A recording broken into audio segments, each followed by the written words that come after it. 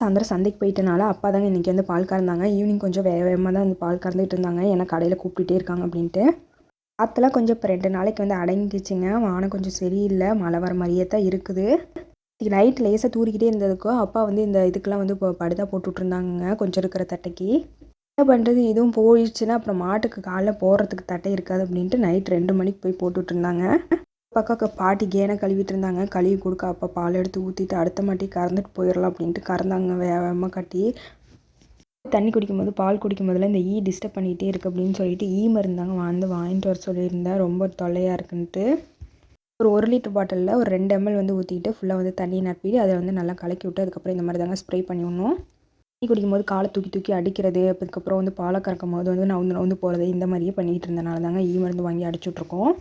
கடையிலேருந்து ஃபோன் வந்துக்கிட்டே இருந்துச்சுன்னு அப்பா கிளம்பிட்டாங்க. அப்புறம் அத்தையை தான் கூப்பிட்டு ஒரு மாடு பால் கறக்க சொன்னோம்.